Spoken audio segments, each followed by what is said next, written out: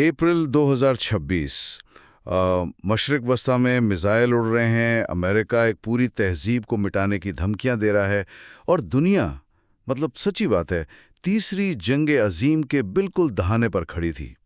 और फिर अचानक कुछ ऐसा होता है जिसकी किसी को तवक्को नहीं थी। जी बिल्कुल, किसी ने सोचा भी नहीं था। हाँ ना, मतलब वो मुल्क जो दुनिया को तबाही के इस गड्ढे से वापस खींच लाता है, वो कोई मगरबी सुपर पावर नहीं है, बल्कि वो पाकिस्तान है। आज के इस तफसीली जायजे में हम दरअसल ये समझने की कोशिश कर रहे हैं कि आखिर ये नामुमकिन सी जंगबंदी कैसे मुमकिन हुई। हमारे पास मालूमात का एक बहुत ही दिलचस्प पुलंदा मौजूद है जिसमें the guardian, Al Jazeera, don और बिजनेस स्टैंडर्ड की ग्राउंड रिपोर्ट शामिल हैं। और इसके साथ ही liberal arts and social sciences international journal, या जिसे हम मुख्तसरन लॉसिज भी कहते हैं, इसका एक बहुत ही चश्मकुशा तहकीकी मकाला भी हमारे सामने है। बिल्कुल, तो हम इन तमाम ज़राए को मिलाकर ये समझेंगे कि पर्दे के पीछे असल में क्या सफारती जादू चल रहा था, वो कौन से मुतालिबात थे, क्या मजबूरियां थीं, और सबसे अहम बात ये कि ये सब कैसे हुआ। तो चलें इस मामले की तह खोलते हैं, क्योंकि जो कुछ अखबारात के पहले सफ़ात पर नज़र आ रहा था ना, असल कहानी उससे कहीं ज़्यादा सनसनीखेज थी। ये वाकई एक ऐसी सूरत हाल थी जिसने पूरी दुनिया को हब्स में मुब्तला कर दिया था। अगर हम इस वाक़े की गहराई में जाएं, तो सबसे अहम चीज़ इसकी टाइमिंग और हालात की संगीनी है। अप्रैल 2026 के अवाइल में कशीदगी सिर्फ बयानात तक महदूद नहीं रही थी। हाँ, अमली तौर पर तबाही शुरू हो चुकी थी। जी बिल्कुल, एक तरफ अमेरिका और इसराइल की जानिब से ईरान के अंदर हमले किए जा रहे थे, और ये महज अलामती हमले नहीं थे, बल्कि तेहरान के अंदर एक सदी पुराने तिब्बी तहकीकी मरकज़, अहम पुलों और स्टील प्लांट्स को निशाना बनाया गया। यानी सीधा मुल्की इंफ्रास्ट्रक्चर को तबाह किया जा रहा था। और दूसरी तरफ ईरान भी हाथ पर हाथ धरे नहीं बैठा था। ईरान का जवाबी हमला भी तो बहुत सोची समझी हिकमत अमली का हिस्सा लग रहा था। मतलब उन्होंने सऊदी अरब के शहर जुबैल में एक बहुत बड़े पेट्रोकेमिकल कॉम्प्लेक्स पर हमला कर दिया, जिससे वहां शदीद आग भड़क उठी। अब ये बात सिर्फ अस्करी अड्डों तक नहीं रही थी, बात सीधी मईशत और तवानाई के आलमी मराकज़ तक पहुंच गई थी। जी, और ये सब देखकर ऐसा लग रहा था कि अब वापसी का कोई रास्ता नहीं बचा। बिल्कुल, मुझे याद है कि मंगल की शाम 5 बजे के करीब इस्लामाबाद में जो कुछ हो रहा था, वो सूरत हाल की संगीनी का सबसे बड़ा सबूत था। मतलब वज़ीर आज़म शहबाज शरीफ ने अपनी कैबिनेट का जो इजलास बुलाया था, उसकी अंदरूनी रिपोर्ट्स बहुत ही परेशान कुन थीं। उन्होंने अपने वुज़रा से साफ कह दिया था कि अब अमन के इम्कानात दम तोड़ रहे हैं और मुल्क को जंग के असरात के लिए तैयार रहना चाहिए। और उनकी ये परेशानी बिलाजावाज नहीं थी, क्योंकि वॉशिंगटन से भी बयानात की शिद्दत आसमान को छू रही थी। वाशिंगटन से तो सदर डोनाल्ड ट्रंप ने वो अल्टीमेटम दे दिया था जिसने सबके होश उड़ा दिए। उन्होंने वाजे कर दिया कि अगर इस दिन के इख्तिताम तक जंगबंदी ना हुई तो वो ईरान की, उनके अपने अल्फाज में, पूरी तहजीब मिटा देंगे। जी हाँ, वो एक इंतहाई सख्त बयान था। फिर फॉक्स न्यूज़ पर उनका वो मशहूर इंटरव्यू आया जिसमें उन्होंने दावा किया कि ईरान ने तो इस डेडलाइन के खौफ से जंगबंदी की भीख मांगी है। लेकिन ज़रा रुकिए, यहाँ मेरे जहन में एक सवाल उभरता है। जब फरीकैन इस हद तक जा चुके हों, तो क्या वाकई कोई डर कर पीछे हटता है? क्योंकि ईरान का बयानिया तो इससे बिल्कुल मुख्तलिफ था। क्या ये सिर्फ सियासी पॉइंट स्कोरिंग थी या वाकई कोई खौफ था? देखें, ये बहुत अहम नुक्ता है। जब भी जंगी सूरत हाल होती है, हर फरीक को अपनी आवाम के सामने खुद को फातेह और ताकतवर दिखाना होता है। सदर ट्रंप का बयान उसी घरेलू सियासत का हिस्सा था। लेकिन अगर हम ईरानी मौक़िफ़ का गैर जानिबदाराना जायज़ा लें, तो ईरानी हुक्काम और उनकी सुप्रीम नेशनल सिक्योरिटी काउंसिल का बयानिया बिल्कुल मुख्तलिफ था। तो उनका क्या कहना था? उनका कहना था कि हम मुज़ाकरात के लिए तैयार हैं, लेकिन हमारी शर्त यह है कि पहले अमेरिकी और इजरायली हमले रोके जाएं। उनकी दलील ये थी कि अगर ये हमले रुकते हैं तो हम भी अपनी जवाबी कार्रवाइयां रोक देंगे। अब इन दो इंतहाई मुतज़ाद और गुस्से से भरे बयानों के दरमियान किसी तीसरे फरीक का आना और दोनों को एक मेज़ पर लाने की बात करना एक दीवाने का ख्वाब लग रहा था। ये बिल्कुल ऐसा था जैसे कोई टाइम बम को आखिरी 2 सेकंड्स में नकारा बनाने की कोशिश कर रहा हो और बम बनाने वाले दोनों फरीकैन आप पर चीख रहे हो, और वो तीसरा फरीक ज़ाहिर है पाकिस्तान था।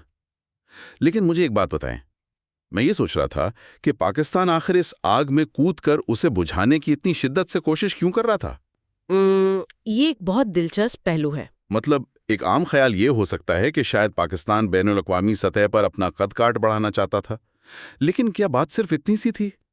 کیونکہ یہ بہت بڑا خطرہ مول لینے والی بات تھی۔ نہیں، یہ صرف وقار یا کسی عالمی ایوارڈ کا مسئلہ نہیں تھا۔ اگر ہم جیو پالیٹکس کی سطح پر دیکھیں تو یہ پاکستان کے لیے خالصتاً اپنی بقا کا مسئلہ تھا، اور اس کی 3 بڑی وجوہات تھیں۔ پہلی وجہ سفارتی اور تصویراتی تھی۔ اچھا، وہ کیسے؟ رپورٹس بتاتی ہیں کہ پاکستان اور سعودی عرب کے درمیان حال ہی میں ایک نیا دفاعی معاہدہ ہوا تھا۔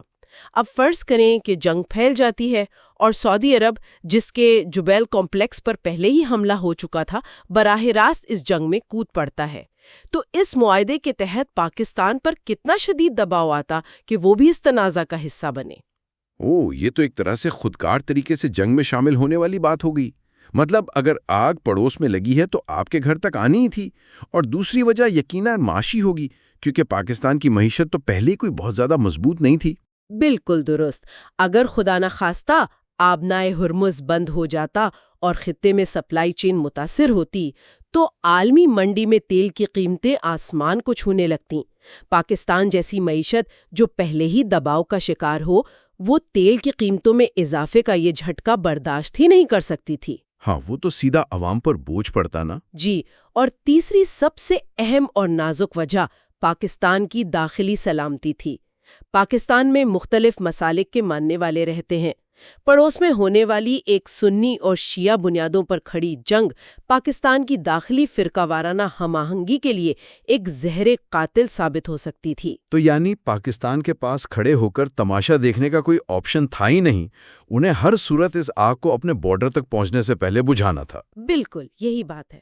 سمجھ گیا، یعنی یہ ان کے لیے ڈو اور ڈائی والی صورتحال تھی۔ تو پھر پاکستان نے کیا حکمت عملی اپنائی؟ کیونکہ 24 مارچ کو ہی وزیراعظم شہباز شریف نے مذاکرات کی پیشکش کر دی تھی، لیکن پھر 28 مارچ کو کشیدگی میں اچانک ایک نیا ابال آیا۔ تو روایتی سفارتکاری تو یہاں فیل ہوتی نظر آ رہی تھی۔ اس کے بعد پاکستان نے جو خاموش اور متوازی سفارتکاری شروع کی، ذرا اس کے میکانزم کو سمجھائیں۔ یہ اسلام آباد ایکارڈ کیا تھا اور اسے اتنی جلدی کیسے تیار کیا گیا؟ دیکھیں، جب روایتی سفارتکاری یعنی بیانات اور پریس کانفرنسز کام نہیں کرتی، تب بیک چینل یا پس پردہ رابطے استعمال کیے جاتے ہیں۔ پاکستان نے تیزی سے کام کرتے ہوئے 31 مارچ کو بیجنگ کے اندر ایک 5 نکاتی خاکہ پیش کیا۔ اس خاکے کو بنیاد بنا کر 6 اپریل کو باقاعدہ اسلام آباد ایکارڈ کا خاکہ سامنے لایا گیا۔ تو اس ایکارڈ میں خاص بات کیا تھی؟ یہ خاکہ بہت ہی عملی اور 2 مراحلوں پر مشتمل تھا۔ پہلا مرحلہ یہ تھا کہ آبنائے ہرمز کو فوراً کھولا جائے اور بغیر کسی شرط کے فوری جنگ بندی کی جائے۔ دوسرا مرحلہ یہ تھا کہ جنگ بندی کے بعد 15 سے 20 دن کا ایک مذاکراتی دور شروع ہو تاکہ فریقین کو بات چیت کا ایک محفوظ وقت مل سکے۔ لیکن یہ کاغذ پر لکھنا جتنا آسان ہے، عملی طور پر فریقین کو اس پر راضی کرنا اتنا ہی مشکل ہوگا۔ کوئی بھی ملک پہلا قدم پیچھے ہٹا کر خود کو کمزور نہیں دکھانا چاہتا۔ تو پھر بالکل، اور یہیں پر پاکستان کی عسکری اور انٹیلیجنس قیادت کا کردار سامنے آتا ہے۔ رپورٹس کے مطابق army chief field marshal Asim Munir اور انٹیلیجنس چیف عاصم ملک نے پردے کے پیچھے ایک زبردست رابطہ مہم چلائی۔ راتوں رات فون کالز کی گئیں۔ اچھا، اس ساری مشق کا مقصد صرف ایک تھا کہ ایک ایسا فارمولا تیار کرنا جس میں دونوں فریق ایک ہی وقت میں ایک ساتھ قدم پیچھے ہٹائیں، تاکہ نہ تو امریکہ کو لگے کہ وہ جھک رہا ہے اور نہ ہی ایران کو لگے کہ وہ دباؤ میں آ گیا ہے۔ یہ ایک طرح کی سفارتی کوریوگرافی تھی جہاں ہر قدم بہت نپے تلے انداز میں اٹھانا تھا۔ یہاں مجھے ایک چیز بری طرح کھٹک رہی ہے۔ ہم سب جانتے ہیں کہ ایران کو امریکہ پر بالکل اعتبار نہیں تھا۔ مطلب ان کا یہ سوچنا بالکل منطقی تھا کہ امریکہ یہ مذاکرات صرف وقت حاصل کرنے کے لیے کر رہا ہے تاکہ دوبارہ منظم ہو کر مزید خطرناک حملہ کر سکے۔ جی، ان کے خدشات بالکل بجا تھے۔ تو اس بے اعتمادی کے ہوتے ہوئے ایران نے پاکستان کی بات کیوں مان لی؟ کیا پاکستان کے پاس کوئی ایسی گارنٹی تھی جس نے ایران کو مطمئن کر دیا، یا آستین میں کوئی ترپ کا پتہ چھپا ہوا تھا؟ میں یہ سمجھنا چاہ رہا ہوں۔ یہ اس پورے جائزے کا سب سے کلیدی سوال ہے۔ پاکستان اکیلا یہ سب نہیں کر سکتا تھا کیونکہ جیسا کہ آپ کہہ رہے ہیں بد اعتمادی عروج پر تھی۔ دی گارڈین کی رپورٹ نے اس راز سے پردہ اٹھایا ہے۔ پاکستان کا اصل ماسٹر سٹروک یہ تھا کہ اس نے اس پورے عمل میں چین کو بطور تیسرا فریق یعنی بطور ثالث اور ضامن شامل کر لیا۔ اچھا، یعنی چین کو گارنٹر بنایا گیا، لیکن یہ کام کیسے کرتا ہے؟ مطلب ایک طرف میزائل چل رہے ہوں اور دوسری طرف ایک کاغذ پر دستخط ہوں، تو وہ دستخط میزائل کو کیسے روکتے ہیں؟ اسے ایک مثال سے سمجھتے ہیں۔ ایرانی قیادت کو سب سے بڑا ڈر یہ تھا کہ اگر ان کے اعلیٰ حکام مذاکرات کے لیے سفر کرتے ہیں تو ماضی کی طرح راستے میں ڈرون حملے یا کسی اور طریقے سے انہیں قتل کیا جا سکتا ہے۔ ہاں، خطے کی تاریخ تو ایسے واقعات سے بھری پڑی ہے۔ بالکل۔ تو جب چین نے ایک ضمانت دی کہ ایرانی رہنماؤں کو مکمل تحفظ فراہم کیا جائے گا تو یہ محض ایک کاغذی بات نہیں تھی۔ اس کا مطلب یہ تھا کہ اگر اب مذاکراتی وفد پر حملہ ہوتا ہے تو وہ صرف ایران پر حملہ نہیں تصور ہوگا بلکہ وہ سیدھا بیجنگ کے وقار اور چین کی دی گئی سفارتی گارنٹی پر حملہ ہوگا۔ اوہ، اور بین الاقوامی تعلقات میں خاص طور پر ایک سپر پاور کی دی گئی گارنٹی کو توڑنا کسی بھی ملک کے لیے بہت مشکل ہوتا ہے۔ جی بالکل۔ چین کے اس ایک مداخلت نے راتوں رات کھیل کا نقشہ بدل دیا۔ اس نے ایران کو وہ سیکیورٹی دی جس کی اسے تلاش تھی، یہاں تک کہ امریکی قیادت کو بھی تسلیم کرنا پڑا کہ چین کی شمولیت کے بغیر ایران کو مذاکرات کی میز پر لانا ممکن نہیں تھا۔ یہ تو ایک زبردست شطرنج کی چال تھی۔ تو آخرکار وہ وقت آ گیا جس کی امید کم تھی۔ ڈیڈ لائن ختم ہونے سے محض 1.5 گھنٹہ قبل جنگ بندی کا اعلان ہو گیا۔ دنیا نے سکھ کا سانس لیا۔ اب پورا فوکس اسلام آباد کے سرینا ہوٹل پر آ گیا۔ جمعہ 10 اپریل، تاریخ کا ایک بہت اہم دن۔ بالکل۔ ایک طرف امریکی وفد اسلام آباد کے ایئرپورٹ پر اترتا ہے جس میں نائب صدر JD وینس، اسٹیو وڈسکوف اور جیریڈ کشنر جیسے ہیوی ویٹ شامل ہیں۔ دوسری جانب ایرانی وفد پہنچتا ہے جس کی قیادت ان کے پارلیمنٹری اسپیکر محمد باقر کالیباف اور وزیر خارجہ عباس عراقی کر رہے ہیں۔ یعنی یہ کوئی نچلے درجے کے افسران نہیں ہے، یہ دونوں ممالک کے سب سے اہم فیصلہ ساز ہیں۔ ہاں، لیکن اب یہاں ایک بہت ہی دلچسپ اور عجیب و غریب موڑ آتا ہے۔ یہ دونوں وفود ایک ہی ہوٹل میں تو ہیں، لیکن یہ ایک میز پر آمنے سامنے نہیں بیٹھیں گے۔ ذرائع بتاتے ہیں کہ یہ پراکسیمیٹی فارمیٹ ہوگا۔ اب عام انسان کے لیے یہ ایک عجیب تصور ہے۔ یہ تو بالکل ایسا ہی ہے کہ ایک بہت بڑی ہائی پروفائل طلاق کے کاغذات پر دستخط ہونے ہیں، دونوں پارٹیاں ایک ہی بلڈنگ میں ہیں، لیکن دونوں ایک دوسرے کی شکل تک نہیں دیکھنا چاہتے، اور بیچارہ وکیل کبھی ایک کمرے میں بھاگ کر جا رہا ہے اور کبھی دوسرے کمرے میں۔ یہ تشبیہ بالکل درست ہے۔ سفارتی دنیا میں یہ طریقہ بہت تھکا دینے والا ہوتا ہے، لیکن جب حالات اس قدر کشیدہ ہوں تو یہی ایک راستہ بچتا ہے۔ کیونکہ سیدھی بات بھی نہیں کر سکتے نا۔ بالکل۔ دیکھیں، جب دو ممالک ایک دوسرے کے خون کے پیاسے ہوں اور ان کے عوام میں ایک دوسرے کے خلاف شدید غم و غصہ پایا جاتا ہو تو ان کے رہنماؤں کا ایک ہی کمرے میں بیٹھ کر مسکراتے ہوئے تصاویر بنوانا ان کی ملکی سیاست کے لیے خودکشی کے مترادف ہوتا ہے۔ یعنی مسئلہ صرف بین الاقوامی سطح کا نہیں ہے، بلکہ انہیں اپنے گھر جا کر عوام کا سامنا بھی کرنا ہوتا ہے کہ بھائی ہم نے دشمن کے ساتھ بیٹھ کے قہوہ نہیں پیا۔ جی بالکل۔ انا اور ملکی سیاست کا دباؤ بہت زیادہ ہوتا ہے، اور سننے والوں کے لیے یہ جاننا بھی دلچسپ ہوگا کہ پاکستان کے لیے اس قسم کی پراکسیمیٹی سفارت کاری کا یہ کوئی پہلا تجربہ نہیں ہے۔ اچھا، پہلے بھی ایسا کچھ ہوا ہے؟ جی، اگر ہم تاریخ کے اوراق پلٹیں تو 1988 کے مشہور جنیوا معاہدے کی یاد تازہ ہو جاتی ہے، جس کے تحت سوویت یونین نے افغانستان سے انخلا کیا تھا۔ اس وقت بھی پاکستان نے بالکل اسی طرز کے بالواسطہ مذاکرات کی میزبانی کی تھی۔ صحیح۔ اس میں ہوتا یہ ہے کہ میزبان ملک کے حکام ایک کمرے سے مطالبات سنتے ہیں، انہیں نوٹ کرتے ہیں اور پھر دوسرے کمرے میں جا کر دوسرے فریق کے سامنے پیش کرتے ہیں۔ یہ درمیانی راستہ اختیار کر کے غصے اور ذاتی ٹکراؤ کو کم کیا جاتا ہے تاکہ اصل مسائل پر توجہ دی جا سکے۔ چلیں اب ان اصل مسائل پر بات کرتے ہیں جو ان بند کمروں میں زیر بحث تھے۔ مذاکرات کا آغاز تو ہو گیا، لیکن میز پر جو ڈیمانڈز رکھی گئی ہیں وہ کیا ہیں، اور وہ کون سی بارودی سرنگیں ہیں جو کسی بھی وقت اس سارے عمل کو تباہ کر سکتی ہیں؟ کیونکہ اطلاعات کے مطابق ایران کے نئے سپریم لیڈر مجتبی خامنئی نے 2 ہفتے کی جنگ بندی کی منظوری دی ہے اور ایک تفصیلی 10 نکاتی امن تجویز بھیج دی ہے۔ جی، اور اس میں مطالبات بہت بھاری ہیں۔ مطلب وہ کہہ رہے ہیں کہ تمام پابندیاں ختم کی جائیں، پھر ایران کے جتنے منجمد اثاثے ہیں وہ واپس کیے جائیں، یورینیم کی افزودگی کا حق تسلیم کیا جائے اور جو جنگی نقصانات ہوئے ہیں ان کا ازالہ کیا جائے۔ یہ کوئی چھوٹی فہرست نہیں ہے۔ اور دوسری طرف سے بھی مطالبات کچھ کم نہیں ہیں۔ امریکہ کا سب سے بڑا اور فوری اصرار یہ ہے کہ ایران آبنائے ہرمز کو مکمل اور غیر مشروط طور پر کھول دے۔ ہمیں یاد رکھنا چاہیے کہ آبنائے ہرمز عالمی معیشت کی شہرگ ہے، دنیا کے تیل کا ایک بہت بڑا حصہ وہیں سے گزرتا ہے۔ لیکن ایران اتنی آسانی سے تو نہیں مانے گا۔ بالکل نہیں۔ اس کے جواب میں ایران کا موقف یہ ہے کہ وہ اس آبی گزرگاہ پر گزرنے والے جہازوں پر ٹرانزٹ فیس لگائے گا، جس پر صدر ٹرمپ نے وہ عجیب و غریب تجویز دے ڈالی کہ فیس کی بجائے ہم اسے ایک جوائنٹ وینچر بنا لیتے ہیں۔ مطلب سفارتکاری کو ایک ریئل اسٹیٹ ڈیل کی طرح چلانے کی کوشش۔ لیکن خیر، یہ تو معاشی اور اسٹریٹجک مطالبات ہو گئے۔ اصل خون ریز رکاوٹ تو کچھ اور ہی ہے۔ بالکل، اور وہ رکاوٹ لبنان ہے۔ الجزیرہ اور بزنس اسٹینڈرڈ کی جو رپورٹس ہمارے سامنے ہیں وہ اس معاملے کو بہت واضح طور پر بیان کرتی ہیں۔ حقیقت یہ ہے کہ جنگ بندی کے اعلان کے باوجود اسرائیل کی جانب سے لبنان پر حملے جاری ہیں۔ ابھی حال ہی میں بیروت پر جو بمباری ہوئی اس میں 300 سے زائد افراد جان کی بازی ہار گئے۔ اب یہ ایک ایسا تضاد ہے جس نے مذاکرات کو کھائی کے کنارے لا کھڑا کیا ہے۔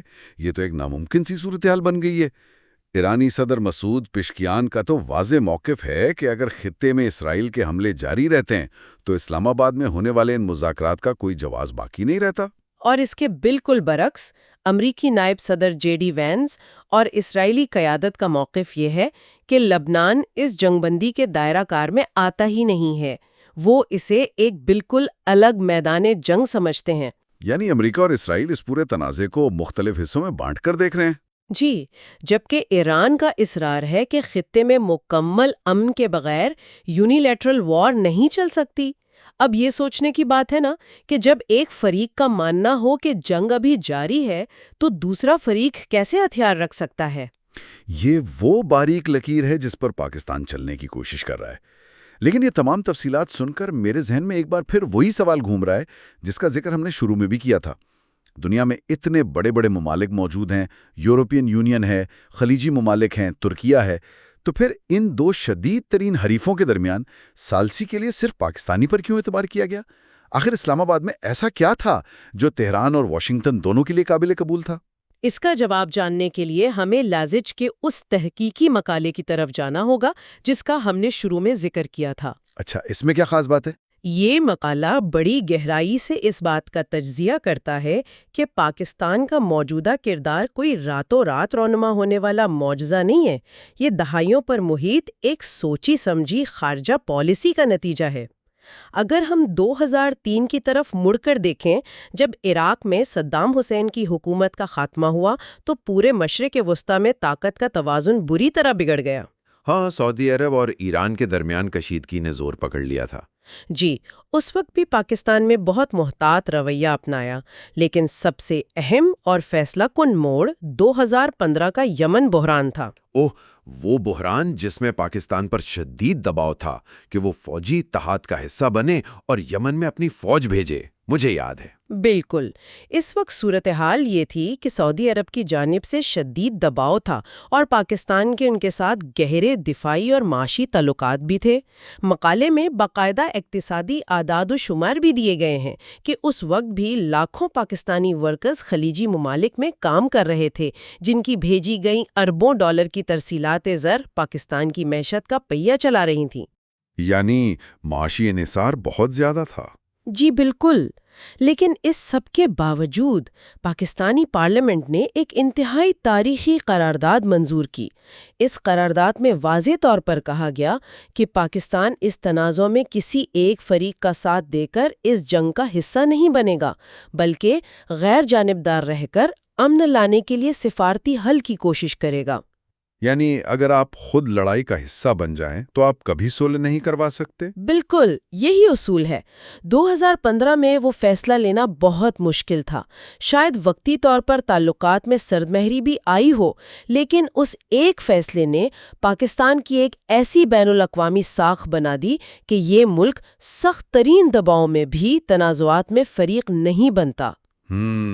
یہ تو ہے۔ پاکستان کے اندر موجود مختلف مسالک کے دباؤ اور بیرونی معاشی مجبوریوں کے باوجود یہ غیر جانبداری برقرار رکھی گئی۔ یہی وہ تاریخی ساکھ، وہ تحمل اور اعتماد ہے جس کی وجہ سے آج 2026 میں پاکستان اس قابل ہوا کہ وہ سنی اور شیعہ کشیدگی کی پیچیدہ لکیروں کو پار کر کے امریکہ اور ایران جیسی متصادم طاقتوں کے درمیان ایک غیر جانبدار اور انتہائی قابل اعتماد ثالث کے طور پر ابھر کر سامنے آیا۔ مطلب اگر ماضی میں وہ مشکل فیصلے نہ کیے جاتے تو آج یہ اسلام آباد اکارڈ صرف ایک خیال ہوتا۔ یہ واقعی اس بات کی بہترین مثال ہے کہ خارجہ پالیسی میں طویل المدتی سوچ کیسے کام کرتی ہے۔ چلیں اب اس سارے معاملے کے اثرات کی طرف آتے ہیں۔ اس جنگ بندی کا جو اعلان ہوا اس نے دنیا میں کیا لہر پیدا کی؟ فوری اثر تو میں دیکھ رہا تھا کہ عالمی منڈی جو خوف کے مارے سکڑ چکی تھی اس میں ایک دم سے ریلیف دیکھا گیا۔ بالکل، معاشی ریلیف تو سب سے پہلے آیا۔ ہاں، تیل کی قیمتیں جو آسمان کی طرف جا رہی تھیں وہ یکدم گر کر $93 فی بیرل پر آ گئیں، اور عالمی میڈیا نے پاکستان کے اس کردار کو بے حد سراہا۔ رائٹرز ہو، BBC ہو یا الجزیرہ، ہر طرف پاکستان کو نیٹ ریجنل سٹیبلائزر کا نام دیا جا رہا ہے۔ اس کا مطلب یہ ہے کہ ایک ایسا ملک جو خطے میں عدم استحکام پیدا کرنے کے بجائے استحکام لانے کی خالص وجہ بنا۔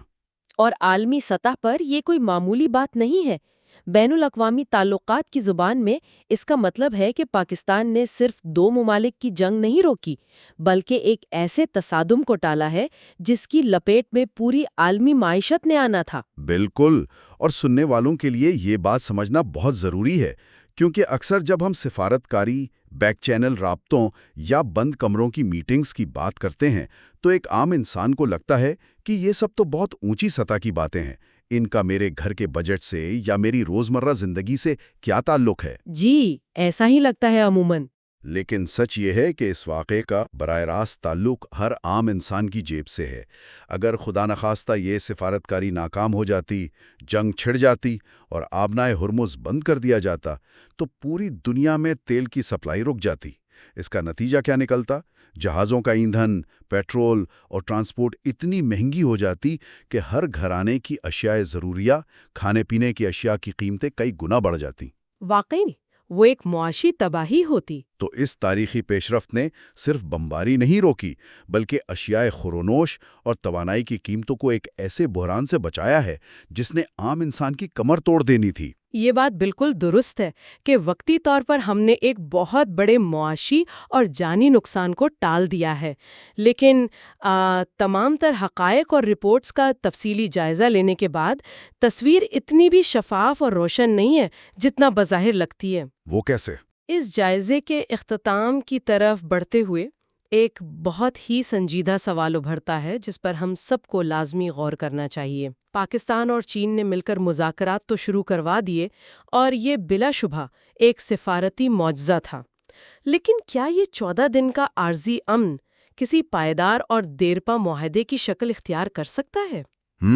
یہ تو بہت بڑا سوال ہے۔ خاص طور پر اس حقیقت کی روشنی میں کہ اس پورے تنازع کا ایک انتہائی اہم کردار یعنی اسرائیل سرینا ہوٹل کی اس مذاکراتی میز پر سرے سے موجود ہی نہیں ہے اور وہ لبنان میں اپنی عسکری مہم جاری رکھے ہوئے ہیں۔ اس کے علاوہ خطے کے دیگر ممالک جیسے کہ متحدہ عرب امارات کی قیادت کے بیانات سے بھی ظاہر ہوتا ہے کہ وہ محض جنگ کا وقتی رکنا نہیں چاہتے بلکہ ایران کی جانب سے خطے میں موجود مکمل خطرات کا حتمی خاتمہ چاہتے ہیں۔ واقعی یہ وہ سوال ہے جو یقیناً ہر باشعور انسان کو سوچنے پر مجبور کرے گا۔ جب ان 14 دنوں کی مہلت ختم ہوگی، جب یہ ٹائم فریم پورا ہوگا، تو کیا دنیا ایک نئے اور مستحکم امن معاہدے کا استقبال کرے گی، یا ہم 15ویں دن پھر سے بالکل اسی مقام پر کھڑے ہوں گے جہاں سے ہم نے یہ سفر شروع کیا تھا؟ یہ ایک ایسا پیچیدہ سوال ہے جس پر آنے والے دنوں میں گہری نظر رکھنے کی ضرورت ہے۔ آج کی اس نشست میں ہم نے سفارتکاری، خوف اور بقا کی ان الجھی ہوئی تہوں کو سمجھنے کی کوشش کی۔ دنیا کے معاملات کتنے نازک دھاگوں سے بندھے ہیں، یہ اس کی ایک واضح مثال ہے۔ ہم آئندہ کسی نئی تحقیق، نئے حقائق اور ایک نئے موضوع کے ساتھ اس تفصیلی جائزے میں پھر حاضر ہوں گے۔ جب تک کے لیے اجازت دیجیے۔